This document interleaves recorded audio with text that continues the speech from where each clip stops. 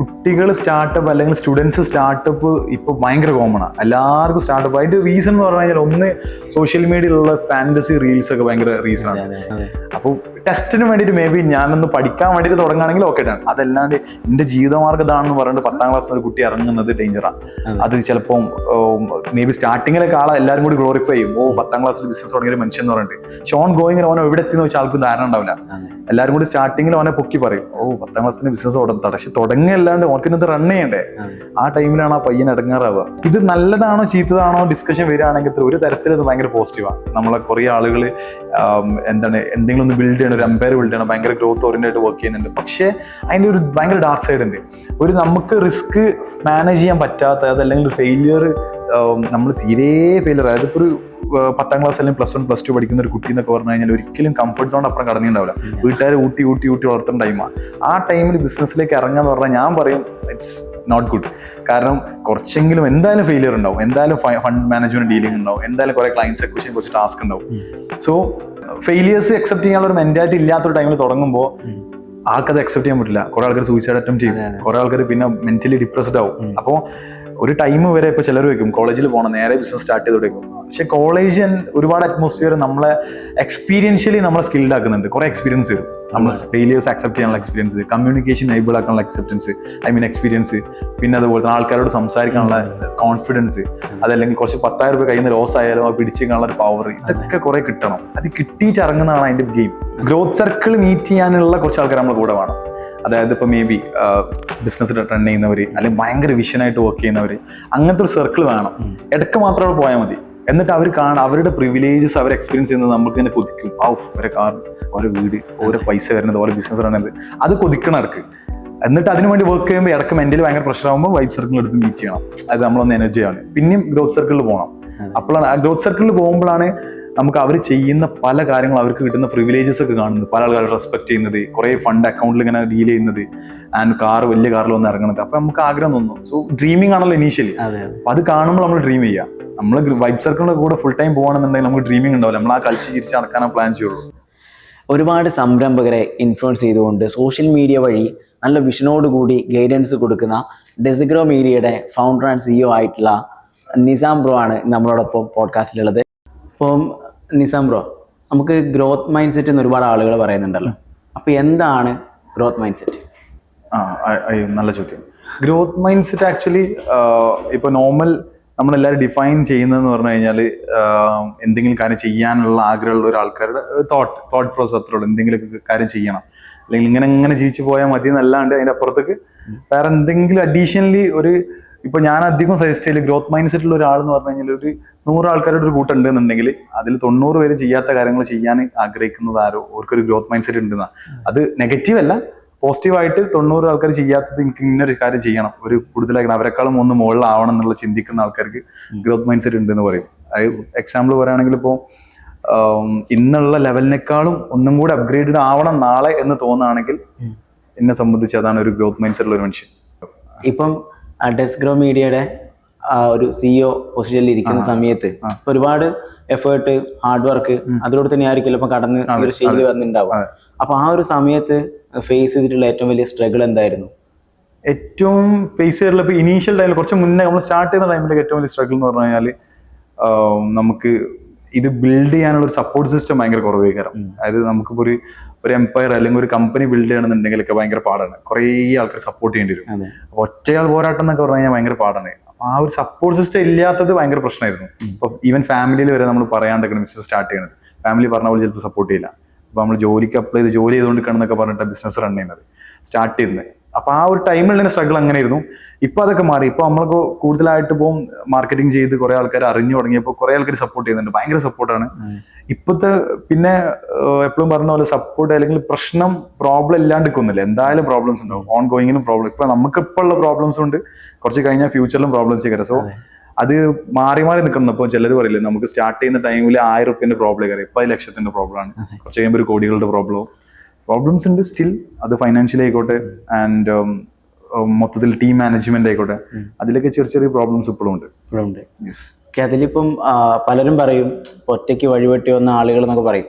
അപ്പൊ അതില് ഞാനിവിടെ വന്നത് കണ്ടതൊക്കെയും ഒരു ടീമിനെ നിങ്ങൾ വളരെ പോസിറ്റീവായിട്ട് ഇങ്ങനെ മുന്നോട്ട് നയിക്കുന്നതാണ്. ആ ഒരു ടീമിന്റെ ഒരു എഫേർട്ട് അല്ലെങ്കിൽ ഒരു ടീം ബിൽഡ് ചെയ്യുക എന്നുള്ളതിലേക്ക് എത്തുന്ന സമയത്ത് അതിനെങ്ങനെയാ നോക്കി കാണുന്നത്? ഒറ്റയ്ക്ക് ഒന്നും ഒരിക്കലല്ല കേട്ടോ. അങ്ങനെ എനിക്ക് ഭയങ്കരമായിട്ട് ഇപ്പോൾ സ്റ്റാർട്ട് ചെയ്യുന്ന ടൈമിലേ എൻ്റെ കൂടെയുള്ളതാണ് തൻസീം, എൻ്റെ ബിസിനസ് പാർട്ട്ണർ.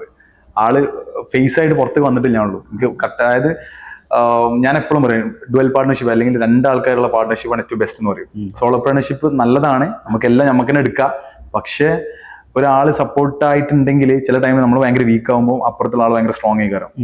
സോ ഒരു എന്താ പറയാ, കോർഡിനേറ്റ് ചെയ്യാൻ ഈസി ആയിട്ടുള്ള അല്ലെങ്കിൽ ഭയങ്കര നമുക്ക് ഡീൽ ചെയ്യാനോ അല്ലെങ്കിൽ ഒരു 6 മണിക്കൂർ ഇരിക്കാനോ ഇഷ്ടമുള്ള ഒരാളാണ് ഒപ്പം ഉള്ളതെന്നുണ്ടെങ്കിൽ ബിസിനസ് ഭയങ്കര രസമാണ്, ഇടയ്ക്കൊക്കെ ഭയങ്കര ത്രില്ലാവും. അപ്പോൾ എനിക്ക് അങ്ങനെ സപ്പോർട്ടിനുള്ളതാണ് എൻ്റെ ബിസിനസ് പാർട്ണർ തൻസീം.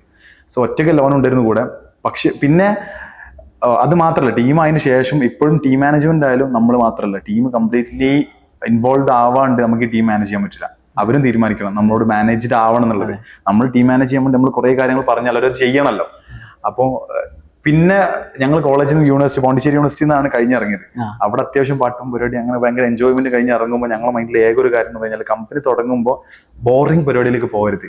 ആ എനർജി കീപ്പ് ചെയ്ത് ആ ഒരു ഫണ്ട് അല്ലെങ്കിൽ കമ്പനീൻ്റെ ഉള്ളിലേക്ക് വരുമ്പോൾ അധികം ആൾക്കാരെയും ഏറ്റവും വലിയ ചടങ്ങ് എന്ന് പറഞ്ഞാൽ കമ്പനിക്ക് തിങ്കളാഴ്ച കയറി ചെല്ലാൻ മടികരം. ആ ഒരു ടെൻസ് അറ്റ്മോസ്ഫിയർ ഞങ്ങൾക്ക് അങ്ങ് തിങ്കളാഴ്ച ഇവിടെ കയറി ചെല്ലാൻ ഇഷ്ടമാണ്. അപ്പൊ എല്ലാവരും ചിരിച്ചിങ്ങനെ ഇരുന്നിട്ടുള്ള ഒരു ഫേസിലാവണം, വിച്ച് ഈസ് കംപ്ലീറ്റ്ലി ഡിഫിക്കൽട്ട് ആണ്. എപ്പോഴും കമ്പനിയിൽ ചിരിച്ചിരിക്കുക എന്നുള്ളത് ആൾക്കാർക്ക് ഭയങ്കര സ്ട്രെസ് വരും. പക്ഷെ ആ ഒരു ഹാപ്പി അറ്റ്മോസ്ഫിയറിന് വേണ്ടിയിട്ട് എന്തൊക്കെ ചെയ്യാൻ പറ്റുമോ അതൊക്കെ ഞങ്ങൾ പ്ലാൻ ചെയ്യും. ആ രീതിയിലാണ് ഇവിടെ ടീം മാനേജ് ചെയ്യുന്നത്. ഞാൻ ഇപ്പം കഴിഞ്ഞ ദിവസം ഇൻസ്റ്റയിൽ വായിച്ചൊരു കോട്ടാണ്. അതായത് ഒരു കമ്പനിയിൽ ഒരു എംപ്ലോയി വർക്ക് ചെയ്യുന്നത് അവിടെ മണി എന്നതിലുപരിയായിട്ട് അയാൾക്ക് കിട്ടുന്നൊരു പോസിറ്റീവ് എൻവയോൺമെന്റ്, അവിടുത്തെ കൾച്ചർ, അങ്ങനെ കുറെ കാര്യങ്ങളുണ്ട്. അവർക്ക് കിട്ടുന്ന ലേണിങ്സ്, എക്സ്പോഷർ, അതൊക്കെ ഉണ്ട്. അപ്പോൾ ഇവിടെ സമയത്തോളം അത്രത്തോളം എങ്ങനെയാണ് നിങ്ങൾ ആ ഒരു ടീം മെമ്പേഴ്സിനെ എൻഗേജ് ചെയ്ത് കൊണ്ടുപോകുന്നത്, അവർക്കുണ്ടാകുന്ന ഗ്രോത്ത്? ഇവിടെ ഞാൻ ഇപ്പൊ ഒരു കമ്പനിയെ സംബന്ധിച്ച് എല്ലാവർക്കും എങ്ങനെയാണെന്ന് അറിയില്ല. ഇപ്പൊ എനിക്കൊക്കെ ഒരു കമ്പനി സംബന്ധിച്ച് ഏറ്റവും വലുത് അവിടുത്തെ ടീമാണ്. നമ്മളെ സ്റ്റാഫുകൾ, നമ്മളെ എംപ്ലോയീസ് അല്ലെങ്കിൽ നമ്മളെ കൂടെയുള്ള ടീംമേറ്റ്സ്, ഇവരാണ് അതിന്റെ പില്ലേഴ്സ്. അവർ വർക്ക് ചെയ്തിട്ടില്ല ഇതിൽ ഫണ്ട് വരില്ല. അപ്പൊ അവരെ കൺസിഡർ ചെയ്യാന്നുള്ളതാണ് മെയിൻ തിങ്. ഞാനിപ്പോ റീസെന്റ് അപ്ലോഡ് ചെയ്യാൻ പോണ റീൽ അതാ പറയുന്നത്, ടീമിനെ കൺസിഡർ ചെയ്യാന്നുള്ളത്. അപ്പൊ നമ്മൾ അവരെ കൺസിഡർ ചെയ്യാനുള്ള പ്ലാൻ ഓൺ ബോർഡ് ആയിട്ട് നമുക്ക് എന്തെങ്കിലും ചെയ്യുള്ളൂ ഇവിടെ. ഇപ്പൊ ഈവൻ 5th അല്ലെങ്കിൽ 6th സാലറി പോകണമെന്നുണ്ടെങ്കിൽ അത് സെറ്റ് ചെയ്യാണ്ട് വേറെ ഒരു പരിപാടിക്ക് നമ്മൾ ഫണ്ട് എടുക്കില്ല.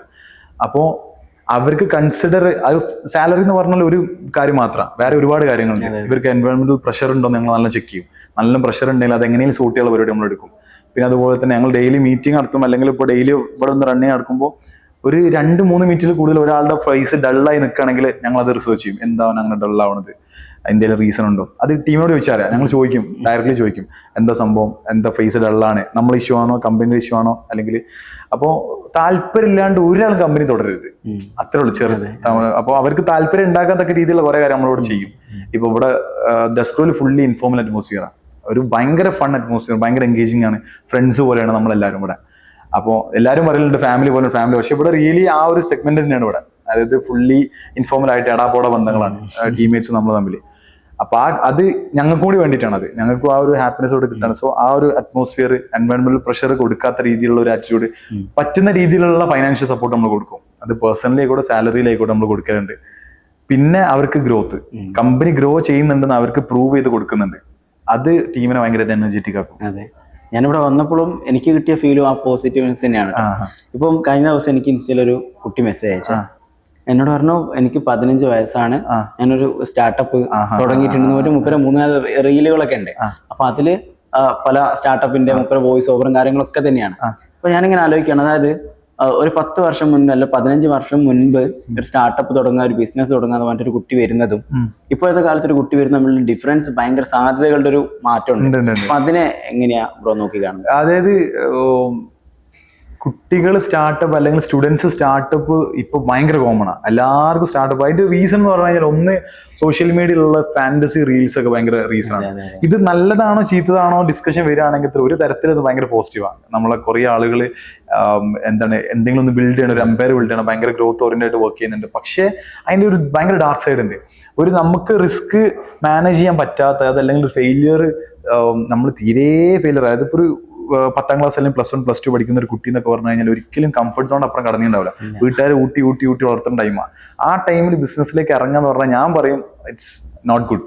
കാരണം കുറച്ചെങ്കിലും എന്തായാലും ഫെയിലിയർ ഉണ്ടാവും, എന്തായാലും ഫണ്ട് മാനേജ്മെന്റ് ഡീലിംഗ് ഉണ്ടാവും, എന്തായാലും കുറെ ക്ലയൻസ് എക്വിസിഷനെ കുറച്ച് ടാസ്ക് ഉണ്ടാവും.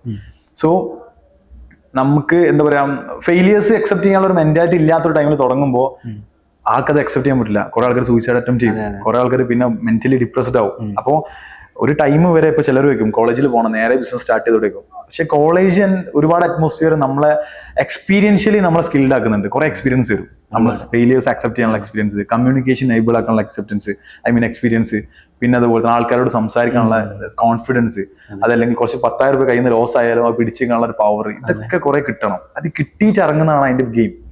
അപ്പോൾ ടെസ്റ്റിന് വേണ്ടിയിട്ട് മേ ബി ഞാനൊന്ന് പഠിക്കാൻ വേണ്ടിയിട്ട് തുടങ്ങുകയാണെങ്കിൽ ഓക്കെ ആണ്. അതല്ലാണ്ട് എന്റെ ജീവിതമാർഗ്ഗം ഇതാണെന്ന് പറഞ്ഞിട്ട് 10ാം ക്ലാസ്സിൽ ഒരു കുട്ടി ഇറങ്ങുന്നത് ഡേഞ്ചറാണ്. അത് ചിലപ്പോൾ മേ ബി സ്റ്റാർട്ടിങ്ങിലൊക്കെ ആളെ എല്ലാവരും കൂടി ഗ്ലോറിഫൈ ചെയ്യും. 10ാം ക്ലാസ്സിൽ ബിസിനസ് തുടങ്ങിയ മനുഷ്യൻ എന്ന് പറഞ്ഞിട്ട് ഷോൺ ഗോയിങ്ങിൽ ഓനോ എവിടെ എത്തിയെന്ന് വെച്ചാൽ ആൾക്കും ധാരണ ഉണ്ടാവില്ല. എല്ലാവരും കൂടി സ്റ്റാർട്ടിങ്ങിൽ ഓനെ പൊക്കി പറയും, 10ാം ക്ലാസ്സിന് ബിസിനസ് പക്ഷെ തുടങ്ങിയല്ലാണ്ട് ഓനക്കിന്നത് റൺ ചെയ്യണ്ടേ. ആ ടൈമിലാണ് ആ പയ്യൻ ഇടങ്ങാറാവുക. ഇപ്പം ഒരുപാട് ഞാൻ മനസ്സിലാക്കുന്ന ഒരുപാട് എക്സ്പീരിയൻസ്ഡ് ആയിട്ടുള്ള ആളുകളാണല്ലോ പ്രത്യേകിച്ച് ബിസിനസ്സിലേക്കൊക്കെ വരികയും പലരും ഉണ്ട്. സക്സസ് ആവുന്ന ആളുകളുണ്ട്, ആവാത്ത ആളുകളുണ്ട്. ഇപ്പം പുതിയ പെട്ടെന്നൊരു സ്റ്റാർട്ടപ്പ് തുടങ്ങിയിട്ട് ക്ലിക്ക് ആവുന്ന ആളുകളും ഒക്കെ ഉണ്ട്, ഫെയിൽ ആവുന്ന ആളുകളുണ്ട്. അപ്പം ആ ഒരു എക്സ്പീരിയൻസ് എത്രത്തോളം ബിസിനസിനെ സ്വാധീനിക്കുന്നുണ്ടാവും? സക്സസ് ആവുന്നതിന്റെ ഒരു അതിന് ഇനീഷ്യലി ഫൗണ്ടേഴ്സിനൊക്കെ ഉണ്ടാവേണ്ട ഒരു ക്ലാരിറ്റി ഉണ്ട്. നമ്മുടെ ബിസിനസ്സിൽ എന്താണ് സക്സസ് പോയിന്റ് നമ്മൾ ഡിഫൈൻ ചെയ്യണം. അവിടെയാണ് ഇതിനൊക്കെ ഗെയിം എന്നല്ല. ഇപ്പോൾ ഫോർ എക്സാമ്പിൾ അരിജിത്തിന് ഇപ്പം മെന്റലി സാറ്റിസ്ഫാക്ഷൻ കിട്ടണമെങ്കിൽ അരിജിത്ത് സെറ്റ് ചെയ്തുള്ള ഒരു പേർപ്പസ് ഉണ്ട് ബിസിനസ്സിൽ. എനിക്ക് മേ ബി ഒരു 10 ലക്ഷം ചെയ്യുന്നത്, അതാവും മേ ബി ഒരു ഹാപ്പിനെസ് പോയിന്റ്. അതല്ലെങ്കിൽ ഒരു 50 ക്ലയന്റ് ഓൺബോർഡ് ആവുന്നത്, അതല്ലെങ്കിൽ ഒരു 1000 കുട്ടികളെ പഠിപ്പിക്കുന്നത്. അങ്ങനെ പേർപ്പസ് സെറ്റ് ചെയ്യലുണ്ട്. അങ്ങനെ നമ്മൾ സെറ്റ് ചെയ്യണം നമ്മുടെ ബിസിനസിന്റെ ഒരു സക്സസ് പോയിന്റ്. ഇതാണ് എനിക്ക് വേണ്ട പോയിന്റ് എന്ന്. അങ്ങനെയാണെങ്കിൽ അവർക്കത് ഫീൽ ചെയ്യാൻ പറ്റും. ഞാൻ കണ്ടോത്തോളം ഇപ്പോൾ ആളുകൾ ഭയങ്കര ലോങ് വിഷനിലെ സക്സസ് പോയിന്റ് സെറ്റ് ചെയ്യണം. അതായത് may be 1 CR company build ചെയ്യാൻ വേണ്ടിയിട്ട് കഷ്ടപ്പെട്ട് അത് സെറ്റ് ചെയ്യുന്നതുകൊണ്ടല്ല. പക്ഷെ ഞാൻ എൻ്റെ ഒരുപാട് റീൽസിൽ ഞാനത് പറഞ്ഞിട്ടുണ്ട്. സക്സസ് എന്ന് പറഞ്ഞത് ഒരു ഇല്യൂഷനാണ്. അത് അറ്റൈൻ ചെയ്യാൻ പറ്റൂല. സക്സസ് അല്ല, നമുക്ക് ഗ്രോത്ത് അറ്റൈൻ ചെയ്യാൻ പറ്റും. നമുക്ക് ഇങ്ങനെ അച്ചീവ്മെന്റ്സ് അല്ലെങ്കിൽ ഒബ്ജക്റ്റീവ്സ് മീറ്റ് ചെയ്യുന്നത്, അല്ലെങ്കിൽ ഇന്നത്തിനേക്കാൾ കൂടുതൽ നാളെ പൈസ ഏൺ ചെയ്യാൻ പറ്റും, അല്ലെങ്കിൽ കുറെ വണ്ടി, കാറുകൾ, അങ്ങനെ കാര്യങ്ങളൊക്കെ അച്ചീവ് ചെയ്യാം. പക്ഷെ ഇതൊന്നും സക്സസ് അല്ല. സക്സസ് ആവുന്നത് നമ്മൾ ഫുള്ളി സാറ്റിസ്ഫാക്ഷൻ കിട്ടുമ്പോഴാണ്. പക്ഷെ സാറ്റിസ്ഫൈഡ് ആവൂല മനുഷ്യന് എത്ര കിട്ടിയാലും ഇനിയും വേണം. അപ്പോൾ സക്സസ് പോയിന്റ് കണ്ടിട്ട് ബിസിനസ് ഇറങ്ങരുതെന്ന് ഞാൻ എപ്പോഴും പറയും. നമുക്ക് ഗ്രോത്ത് ആണ്. അടുത്ത മാസം ഇന്നുള്ളതിനാണ് കൂടുതൽ ഗ്രോ ചെയ്യണം കമ്പനി, മറ്റന്നാൾ അതിനെക്കാളും കൂടുതൽ ഗ്രോ ചെയ്യണം. ആ ഒരു ഗ്രോത്ത് പ്രോഗ്രസ് അങ്ങനെയാണെങ്കിൽ നമുക്കിത് എൻജോയ് ചെയ്യാൻ പറ്റുള്ളൂ. അതല്ലാതെ ഒരു 10 കൊല്ലം സെറ്റ് ചെയ്തിട്ട് സക്സസ് പോയിന്റ് സെറ്റ് ചെയ്തിട്ട് റൺ ചെയ്യും, ആ 10 കൊല്ലം കഷ്ടപ്പെട്ട് കിടന്നിട്ട്. അതെ, എനിക്ക് ഏറ്റവും കൂടുതൽ ബ്രോഡർ റീലില് കണക്ട് ആയ ഒരു സംഭവം എന്ന് പറയുന്നത് ഗ്രോത്ത് മൈൻഡ് സെറ്റും ഫിക്സഡ് മൈൻഡ് സെറ്റ് ഉണ്ട്. അതുപോലെ തന്നെ നമ്മുടെ ഗ്രോത്ത് സർക്കിളും വൈബ് സർക്കിളും, അതാണ് എനിക്ക് കുറച്ചൊരു കണക്ട് ആയ സംഭവം. അപ്പൊ അതിൽ എല്ലാവർക്കും ഉള്ള കൺഫ്യൂഷനാണ്. അതായത് നമ്മുടെ ഇപ്പൊ നിലവിലുള്ള നെറ്റ്വർക്ക്, നിലവിലുള്ള സർക്കിളിൽ നിന്നിട്ട് എല്ലാവരും പുതിയൊരു ഐഡിയയിലേക്കും പുതിയൊരു എൻവയോൺമെന്റിലേക്കും പോവാം. അപ്പൊ അവിടുന്ന് അവർ പിടിച്ചു വലിക്കും ചില സമയത്തെങ്കിലും. പുതിയൊരു ഐഡിയയിലേക്ക് പോകുമ്പോൾ പലതും നമ്മളെ കഴിഞ്ഞ കാര്യങ്ങളാണെങ്കിലും ചിലപ്പം ഒരു ഫിക്സഡ് മൈൻഡ് സെറ്റിലുള്ള ആളാണെങ്കിലും ഒക്കെ നമ്മളെ പിടിച്ചു വലിക്കും. അപ്പൊ ആ ഒരു സാധനം ഒന്ന് ജസ്റ്റ് ഒന്ന് എക്സ്പ്ലെയിൻ ചെയ്യാൻ പറ്റും? ഗ്രോത്ത് സർക്കിൾ ആൻഡ് വൈബ് സർക്കിളിന്റെ ഇടയിലുള്ളതാ. അതെന്താ വെച്ചാൽ നമ്മളിപ്പോ നിങ്ങൾ ആവറേജ് ലോ കിട്ടുന്നില്ല. അതായത് നമ്മളൊരു 5 ആൾക്കാരുടെ ആര് കൂടെയാണോ അതിൽ 6ാമത്തെ ആളായി നമ്മളായി മാറുന്നത്. നമ്മളെ കൂടെ ആരാണോ 5 ആൾക്കാർ അതിന് 6ാമത്തെ ആളായി നമ്മൾ മാറുന്നത്. അതൊരു കണക്കിന് ശരിയാ.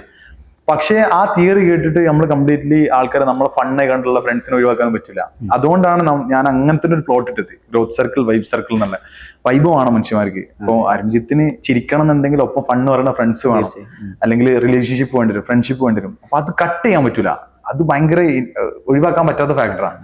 പക്ഷേ അവരെ എന്തിന് യൂസ് ചെയ്യണം എന്നുള്ള ക്ലാരിറ്റി വേണം. ഫ്രണ്ട്സിന് എന്തിന് യൂസ് ചെയ്യണം? നമുക്ക് ലൈഫിൽ കുറച്ച് ഫണ്ണ് കിട്ടാനും ഡോപ്പമീന് കിട്ടാൻ വേണ്ടിയിട്ടും നമ്മളെ മൈൻഡ് യങ് ആയി വെക്കാൻ വേണ്ടി മാത്രം ഫ്രണ്ട്സ് ഉള്ളത്. അതല്ലാതെ നമ്മളെ ലൈഫ് ആ ഡേ മൊത്തം ഫ്രണ്ട്സിന്റെ വൈബ് സർക്കിളിൽ കൂടെ ആണെങ്കിൽ അന്ന് ഗ്രോത്ത് ഓറിയന്റഡ് ഒന്നും ചെയ്യാൻ പറ്റില്ല നമുക്ക്. അപ്പോൾ ഗ്രോത്ത് സർക്കിൾ മീറ്റ് ചെയ്യാനുള്ള കുറച്ച് ആൾക്കാർ നമ്മളെ കൂടെ വേണം. അതായത് ഇപ്പൊ മേ ബി ബിസിനസ് റൺ ചെയ്യുന്നവര്, അല്ലെങ്കിൽ ഭയങ്കര വിഷനായിട്ട് വർക്ക് ചെയ്യുന്നവര്, അങ്ങനത്തെ ഒരു സർക്കിൾ വേണം. ഇടയ്ക്ക് മാത്രം അവിടെ പോയാൽ മതി. എന്നിട്ട് അവർ അവരുടെ പ്രിവിലേജസ് അവർ എക്സ്പീരിയൻസ് ചെയ്യുന്നത് നമുക്ക് തന്നെ കൊതിക്കും. ഓരോ കാർ, ഓരോ വീട്, ഓരോ പൈസ വരുന്നത്, ഓരോ ബിസിനസ് റൺ ചെയ്യുന്നത്, അത് കൊതിക്കണം അവർക്ക്. എന്നിട്ട് അതിന് വേണ്ടി വർക്ക് ചെയ്യുമ്പോൾ ഇടയ്ക്ക് മെന്റലി ഭയങ്കര പ്രഷർ ആകുമ്പോൾ വൈബ് സർക്കിൾ എടുത്ത് മീറ്റ് ചെയ്യണം. അത് നമ്മളൊന്ന് എനർജി ആണ്. പിന്നെയും ഗ്രോത്ത് സർക്കിളിൽ പോകണം. അപ്പോഴാണ് ആ ഗ്രോത്ത് സർക്കിളിൽ പോകുമ്പോഴാണ് നമുക്ക് അവർ ചെയ്യുന്ന പല കാര്യങ്ങളും, അവർക്ക് കിട്ടുന്ന പ്രിവിലേജസ് ഒക്കെ കാണുന്നത്, പല ആൾക്കാർ റെസ്പെക്ട് ചെയ്യുന്നത്, കുറെ ഫണ്ട് അക്കൗണ്ടിൽ ഇങ്ങനെ ഡീൽ ചെയ്യുന്നത്, ആൻഡ് വലിയ കാറിൽ വന്ന് ഇറങ്ങുന്നത്. അപ്പൊ നമുക്ക് ആഗ്രഹം തോന്നുന്നു. സോ ഡ്രീമിംഗ് ആണല്ലോ ഇനീഷ്യലി. അപ്പൊ അത് കാണുമ്പോൾ നമ്മൾ ഡ്രീം ചെയ്യാം. നമ്മൾ വൈബ് സർക്കിളിന്റെ കൂടെ ഫുൾ ടൈം പോകണമെന്നുണ്ടെങ്കിൽ നമുക്ക് ഡ്രീമിംഗ് ഉണ്ടാവില്ല, നമ്മൾ ആ കളിച്ച് ചിരിച്ച് നടക്കാനാ പ്ലാൻ ചെയ്യുള്ളൂ. അതെ, ഇപ്പം ഒരുപാട് കണ്ടന്റ് ക്രിയേറ്റേഴ്സിന്റെ ഒരു കാലമാണ്. ഒരുപാട് ആളുകൾ കണ്ടന്റ് ക്രിയേഷനും കാര്യങ്ങളൊക്കെ ചെയ്യുന്നുണ്ട്. അപ്പൊ അങ്ങനെ കണ്ടന്റ് ക്രിയേഷനിലേക്ക് കടന്നു വരുന്ന ആളുകളോട് കൊടുക്കാനുള്ള ഒരു ഗൈഡൻസ് എന്തായിരിക്കും? കോണ്ടന്റ് ക്രിയേഷനിൽ എന്ന് പറഞ്ഞാല് ഏതൊരു ഗെയിം ആണെങ്കിലും അത് ഒറ്റയടിക്ക് കയറി പോവില്ല, അതിന് അതിൻ്റെതായിട്ടുള്ള കുറച്ച് ടൈം ഉണ്ട്. സോ ഭയങ്കര പേഷ്യൻസ് നല്ലപോലെ വേണം, ക്ഷമ വേണം, പരിപാടി നടക്കും. കൺസിസ്റ്റന്റ് ആയിട്ട് പോവാന്നുള്ളതാണ് ആകെ പറയാനുള്ളത്. അതെല്ലാം പെർഫെക്റ്റ് ആവുക, കിടിലൻ ആവുക എന്നുള്ളത് കൺസിസ്റ്റൻസി വേണം. ചിലപ്പോൾ ഇന്നൊരു നാളെ ഒരു കോണ്ടന്റ് ഇട്ടാൽ ചിലപ്പോൾ അത് ഫസ്റ്റ് കോണ്ടന്റ് ചിലപ്പോൾ ഒരു 10K 20K 50K അടിച്ച് കയറി അതിന്റെ ഒരു ടോപ്പ് റഷിൽ ആൾക്കാർ ഇരിക്കും. രണ്ടാമത്തെ 2000-3000 വ്യൂസ് ആണെങ്കിൽ അവരത് ഇരിക്കും, ഇതിന്റെ കുറഞ്ഞറിയും. ചിലർ ഇവിടെ 500 വ്യൂസുമ്മിൽ മാസങ്ങളോളം ചെയ്തിട്ട് കയറി പോവാം. അതാണ് ഞാൻ പറയുമ്പോൾ ഏറ്റവും ബെറ്റർ. കുറച്ച് വ്യൂസ് ഉള്ളെങ്കിലും കൺസിസ്റ്റൻസി ആണ് നമ്മൾ കോണ്ടന്റ് ക്രിയേഷനിൽ ഏറ്റവും കൂടുതൽ നമ്മൾ പവർഫുൾ ആക്കുന്നത്.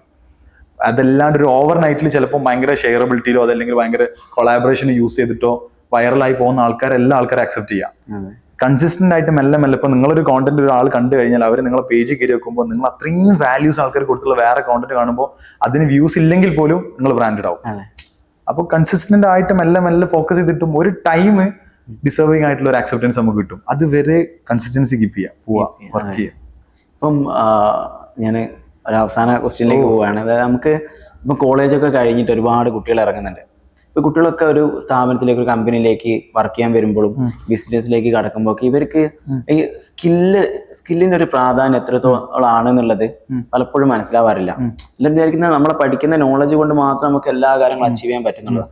അപ്പോൾ ഒരു സ്ഥാപനത്തിൽ വർക്ക് ചെയ്യുമ്പോൾ അല്ലെങ്കിൽ അവർക്ക് എന്തെങ്കിലും അച്ചീവ് ചെയ്യാൻ വേണ്ടി ആ സമയത്ത് സ്കില്ലിന്റെ പ്രാധാന്യം എത്രത്തോളം ആയിരിക്കും? സ്കില്ലാണ് ഏറ്റവും ടോപ്പ്. സ്കില്ലിലാണ് ഫണ്ട് വരുന്നത്. നോളജ് എഡ്യൂക്കേഷൻ എന്ന് പറഞ്ഞാൽ വിസ്റ്റം കിട്ടുന്നതാ, നമുക്ക് അറിവുണ്ടാവും. പക്ഷെ അറിവ് ഫണ്ടാകണ സ്കില്ല് വേണം. അപ്പൊ സ്കില്ല് നിർബന്ധമാണ്. പക്ഷെ എന്ന് കരുതിയിട്ട് സ്കിൽ ഫോക്കസ്ഡ് ആയിട്ട് മാത്രം വർക്ക് ചെയ്യാൻ പറ്റില്ല. ആദ്യം നോളജ്, ഇതിന്റെ ഒരു റോഡ് മാപ്പ് എന്ന് പറഞ്ഞു കഴിഞ്ഞാൽ ഫസ്റ്റ് കുറച്ച് എക്സ്പീരിയൻസ്, ആ എക്സ്പീരിയൻസ് കുറച്ച് നോളജ് കിട്ടും, ഇൻഫർമേഷൻ നോളജ് ആവും, നോളജ് വിസ്റ്റം ആവും. അത് കഴിഞ്ഞിട്ടാണ് സ്കില്ലുമൊക്കെ എത്തുക. അപ്പൊ ഇതൊക്കെ കഴിയണം. നേരെ സ്കിൽ ഫോക്കസ്ഡ് ആണ്. ഇപ്പൊ ചിലര് എന്താ പറയാ പഠിക്കാണ്ട് കോളേജിലൊന്നും പോകണ നേരെ പ്രൊഫഷണൽ സ്കിൽ കോഴ്സസ് എടുക്കും. അതൊരു തരത്ത് പറഞ്ഞാൽ ഒരു ട്രാപ്പാണ് നല്ല, പക്ഷെ അത്ര നല്ലതല്ലേ. നമുക്ക് കുറച്ച് നോളജസ് മുന്നേ കിട്ടണം. ഇപ്പൊ മാർക്കറ്റിംഗ്, ഡിജിറ്റൽ മാർക്കറ്റിംഗ് പഠിക്കുന്ന ആളുകൾക്ക് മാർക്കറ്റിംഗിന്റെ ബേസ് നോളജസ് എല്ലാം ഉണ്ടെന്നുണ്ടെങ്കിൽ ഹിസ് പവർഫുൾ. നമുക്ക് നല്ല സ്കിൽ ഉണ്ടാവും. അതെല്ലാം ഡിജിറ്റൽ മാർക്കറ്റിംഗ് വെറുതെ സ്കില്ല് പഠിച്ചിറങ്ങിയാൽ എല്ലാവരും ചെയ്യുന്ന പോലെ പെയിൻ പോയിന്റ് ഒരു സാധനം അങ്ങനെ അടിച്ചുകൊണ്ടിരിക്കും. അപ്പോൾ ഈ എല്ലാ സ്കില്ലിനും അതിന്റെ ബാക്ക് എൻഡിൽ കുറച്ച് നോളജ് സിസ്റ്റം ഉണ്ട്. ആ നോളജ് അക്വയർ ചെയ്യണം, എന്നാലേ സ്കില്ല് ഭയങ്കര പവർഫുൾ ആവുള്ളൂ. പവർഫുൾ സ്കില്ലുള്ളവർക്ക് നല്ല ഫണ്ട് ഉണ്ടാക്കാം. പിന്നെ എന്താണ്, ചിലരിപ്പോ അധികം ആൾക്കാർ ഡിഗ്രി ആണോ സ്കില്ലാണോ എന്ന് പറഞ്ഞാൽ ഭയങ്കര വാർ നടക്കും ആൾക്കാർ തമ്മിൽ. അവിടെയൊക്കെ തന്നെ ഈ ഡിഗ്രി എന്ന് പറഞ്ഞാൽ സ്കിൽ ഉണ്ടാക്കാനുള്ള ഒരു സോഴ്സ് ആണ്. ഡിഗ്രി പഠിച്ച് എന്താവുന്നുള്ളത് സെക്കൻഡറിയാണ്. അതല്ലാതെ ആ ഡിഗ്രി ടൈം നമുക്ക് കിട്ടുന്ന ഒരുപാട് എക്സ്പീരിയൻസസ്, ഒരുപാട് എക്സ്പെർട്ടീസ്, ഒരുപാട് നോളജസ്, ഇതെല്ലാം നമ്മളെ സ്കില്ല് പവർഫുൾ ആക്കും. എനിക്ക് ഏറ്റവും കൂടുതൽ എന്താ പറയാ ഹ്യൂമൻ ഡീലിങ്സ്, ആളുകളെ ഡീൽ ചെയ്യാനും അതുപോലെ തന്നെ ഷോർട്ട് നടക്കാനൊക്കെ ഞാൻ പഠിച്ചത് കോളേജ് ടൈമിലാണ്, ഡിഗ്രി ടൈമിലാണ്. ആ ടൈമിലാണ് എനിക്ക് ഫ്രണ്ട് സോൺ അത്രയും കൂടിയത്. ആ ടൈമിലാണ് എനിക്ക് സ്ട്രഗിൾസ് പറയുന്നത്. ആ ടൈമിൽ എൻ്റെ റിലേഷൻഷിപ്പ് വന്നത്.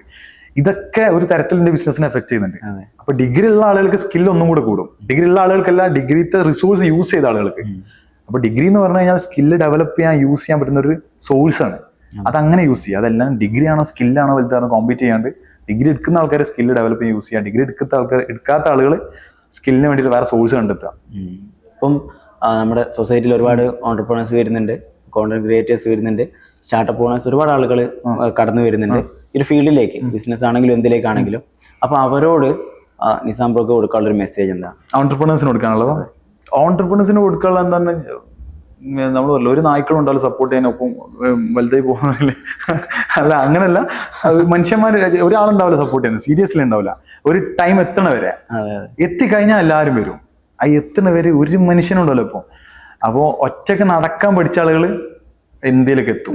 അപ്പോൾ ഞാൻ അധികം പറയലുണ്ട്, കുറച്ച് ടൈം ലോൺ ടൈം എന്നുള്ളത് എക്സ്പെക്ട് ചെയ്യുക. ഒറ്റക്ക് വർക്ക് ചെയ്യുന്നുള്ളത് എക്സ്പെക്ട് ചെയ്തിട്ട് വർക്ക് ചെയ്യുക. പിന്നെ ഡാറ്റക്ക് അല്ലെങ്കിൽ ഡോക്യുമെന്റ് ഡേറ്റക്ക് എന്ത് ചെയ്യാം, പ്രയോറിറ്റി കൊടുക്കുക. നമുക്ക് ഇമാജിനേഷൻസ് കുറേ വരും, ഇങ്ങനെ ചെയ്താൽ സെറ്റാവും, ഇങ്ങനെ ചെയ്താൽ സെറ്റാവും. നമ്മളെ മൈൻഡ് ഭയങ്കരമായിട്ട് ഒപ്റ്റിമിസം ബയാസ്ഡ് ആണ്. നമ്മളെ മൈൻഡ് നല്ല കാര്യങ്ങൾ മാത്രം നമ്മൾ ചിന്തിക്കുള്ളൂ. ഒരു ബിസിനസ് തുടങ്ങുമ്പോൾ നമ്മൾ കാർ വാങ്ങുന്നത്, വീട് വാങ്ങുന്നതൊക്കെ ചിന്തിക്കുള്ളൂ. അതിനപ്പുറത്ത് ആ ബിസിനസ് റോങ് ആയി പോകണമെന്ന് ചിന്തിക്കൂല. അപ്പൊ ബിസിനസ്സിൽ നമ്മളൊരു പ്ലാൻ എടുത്ത് ഇറങ്ങുമ്പോൾ ഇത് ആളുകൾ മാർക്കറ്റിൽ, ഇപ്പൊ എനിക്കൊരു പ്രൊഡക്റ്റ് ഐഡിയ ഉണ്ട്, അത് മാർക്കറ്റിലേക്ക് ഇറക്കുമ്പോൾ ഇത് ആളുകൾ ചൂസ് ചെയ്യും എന്നുള്ളതാണ് നമ്മൾ എക്സ്പെക്ട് ചെയ്തിട്ട് ഇറങ്ങുക. പക്ഷെ ചെയ്തിട്ടില്ലെങ്കിൽ എന്തൊക്കെ വരാമെന്നുള്ളത് വരെ ആലോചിക്കണം. സോ റിയാലിറ്റിയിലേക്ക് ഇറങ്ങുക, ഡേറ്റ ഓറിയന്റഡ് ആവുക, അതല്ലാണ്ട് തോട്ട് ഓറിയന്റഡ് ആയിക്കാണ്ട് വെറുതെ കാര്യങ്ങൾ ചെയ്യാൻ പറ്റില്ല. ഇപ്പം ഒരുവിധ ആളുകൾ എനിക്ക് തോന്നുന്നത് ചിന്തിക്കുന്നത് എന്തൊരു കാര്യത്തിലേക്ക് ഇറങ്ങുമ്പോഴും അവരെ ക്ലോസ് സർക്കിളിനകത്ത് നിന്ന് അവർക്കൊരു സപ്പോർട്ട് കിട്ടുന്ന ബ്രോന്റെ ഒരു റീലിൽ ചെയ്തിട്ടുണ്ട്. അപ്പൊ അങ്ങനെയുള്ള ആളുകൾ അത് വിശ്വസിച്ച് ഇറങ്ങി അവരും സപ്പോർട്ട് കിട്ടാൻ ലാഭം ചെയ്യുന്നവരോ. അതെന്താ വെച്ചാൽ എന്റെ ഫ്രണ്ട്സ് ഒക്കെ എന്നോട് മെസ്സേജിൽ പറയുന്നുണ്ട്, എന്താ നമ്മളെന്നെ സപ്പോർട്ട് ചെയ്തിട്ടില്ല. അങ്ങനല്ല, ക്ലോസ് ഫ്രണ്ട്സ് നമ്മളെ സപ്പോർട്ട് ചെയ്യില്ല എന്നല്ല, അവർക്ക് ദേഷ്യം ഉണ്ടായിട്ടൊന്നല്ല. ക്ലോസ് ഫ്രണ്ട്സിന് അറിയാം നമ്മളെ കപ്പാസിറ്റി, അതുപോലെ വലിയ കാര്യമാക്കൂല. ഇപ്പൊ എന്റെ ഫ്രണ്ട്സ് ഞാൻ ചെയ്യുന്ന ഒരു റീലിന് കമന്റ് ചെയ്യലോ സ്റ്റോറി ഇടലോ ഉണ്ടാവില്ല, അത് ഓരോ തെറ്റല്ല. അവർക്കറിയാം നിസാം എങ്ങനെയാണെന്നുള്ളത്, അതുകൊണ്ട് ഒരു സപ്പോർട്ട് ചെയ്യില്ല. നിസാം എന്തെങ്കിലുമൊക്കെ ചെയ്ത് സെറ്റ് ആയി പോയിക്കോളൂ. അതുകൊണ്ട് അവരെ ഭാഗത്തുനിന്ന് ഒരു പുഷ് ഒന്നും കിട്ടൂല. അവരിപ്പോ എന്റെ ഇപ്പൊ ക്ലോസ് ഫ്രണ്ട്സ് ആയിട്ടുള്ള ആൾ പോയിക്കാണ്ട് എല്ലാവരും പോയിക്കാണ്ട് നിസാം അടിപൊളിയാണ് അങ്ങനൊന്നും പറയില്ല. നേരെ മറിച്ച് സ്ട്രേഞ്ചേഴ്സ് നമ്മളെ പൊക്കി അടിക്കും, എടുത്തു വെക്കും. ക്ലോസ് ഫ്രണ്ട്സ് അവര് ഇഷ്ടമില്ലാത്തതുകൊണ്ടല്ല, അവർക്ക് അറിയാം നമ്മൾ ചെയ്യുന്നത് ഇങ്ങനെയാണ്. അവര് അങ്ങനെ ഒരു എഫേർട്ട് അവരുടെ ഭാഗത്തുനിന്ന് വരില്ല. പക്ഷെ സ്ട്രേഞ്ചേഴ്സിന്റെ ഭാഗത്തുനിന്ന് എഫേർട്ട് വരും. അവര് ചിലപ്പം സ്റ്റോറി ഇടും, ഷെയർ ചെയ്യും, കമന്റ് ചെയ്യും, നമ്മളെടുത്ത് പൊക്കും, നമ്മളെ പറ്റി നാലാൾക്കാരോട് പറയും. ആ സ്ട്രേഞ്ചേഴ്സിന്റെ ആക്സെപ്റ്റൻസ് ഭയങ്കര വലുതാണ്. അതുകൊണ്ട് ഞാൻ പറഞ്ഞത് സ്ട്രേഞ്ചേഴ്സിന്റെ അടുത്താണ് നമുക്ക് സപ്പോർട്ട് കിട്ടുക. എന്തായാലും വലിയ വിജയങ്ങൾ ഉണ്ടാവട്ടെ ലൈഫില്. Thank you so much. നല്ല അച്ചീവ്മെന്റ് ഒക്കെ ഉണ്ടാവട്ടെ, എല്ലാവരെയും സപ്പോർട്ട് ചെയ്യാൻ പറ്റട്ടെ, നല്ല ടീം ബിൽഡ് ചെയ്യാൻ പറ്റട്ടെ. ഈ ഒരു കുറഞ്ഞ സമയം നമ്മളായിട്ട് ഒരുപാട് കാര്യങ്ങൾ ഡിസ്കസ് ചെയ്യാൻ പറ്റിയതിൽ സന്തോഷം. Thank you so much.